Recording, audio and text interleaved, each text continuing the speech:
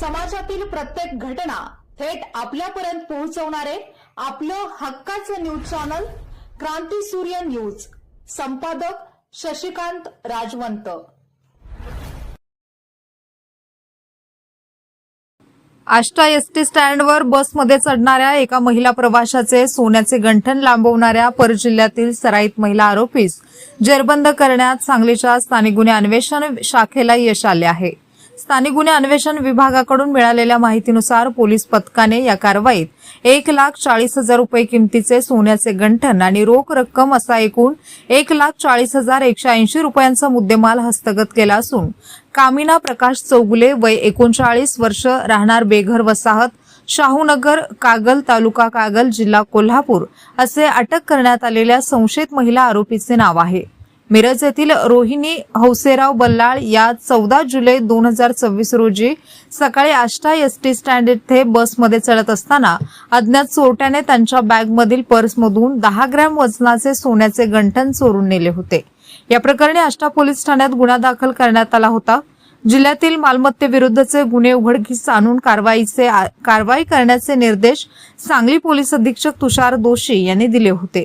त्यानुसार स्थानिक गुन्हे अन्वेषण विभागाचे पोलीस निरीक्षक संजीव झाडे यांच्या मार्गदर्शनाखाली पोलीस उपनिरीक्षक महादेव पोवार यांचे पथक सांगली परिसरात गस्तीवर होते।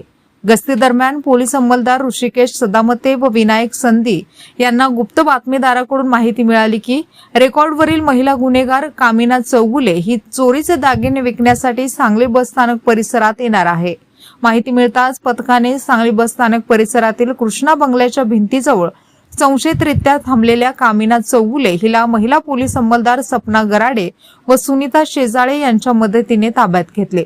महिला पोलिसांमार्फत पंचांसमक्ष तिची अंगझडती घेतली असता तिच्या हातातील पिशवीतील रुमालात 1,40,000 रुपये किमतीचे 10 ग्रॅम वजनाचे सोन्याचे गंठण व 180 रुपये रोख रक्कम आढळून आली। पोलीस उपनिरीक्षक महादेव पोवार यांनी तिची कसून चौकशी केली असता तिने 15 दिवसांपूर्वी आष्टा एसटी स्टँडवरून बसमध्ये चढणाऱ्या एका महिलेच्या बॅगमधून हे सोन्याचे गंठण चोरल्याची कबुली दिली। अटक करण्यात आलेली संशयित महिला आरोपी कामिना चौगुले हे रेकॉर्डवरील सराईत गुन्हेगार असून तिच्यावर यापूर्वी सांगली व कोल्हापूर जिल्ह्यात चोरीचे अनेक गुन्हे दाखल झाले आहेत। पुढील तपासासाठी आरोपी व जप्त मुद्देमाल आष्टा पोलीस ठाण्याच्या स्वाधीन करण्यात आला आहे।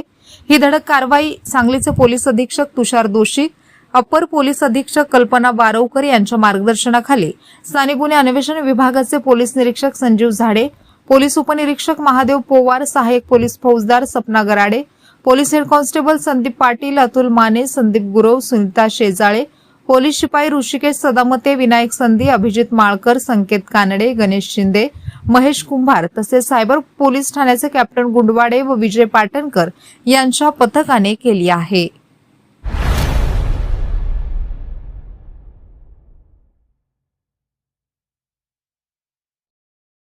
क्रांती सूर्य न्यूज।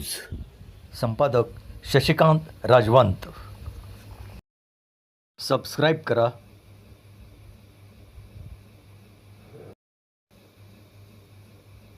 बेल आयकॉनला क्लिक करा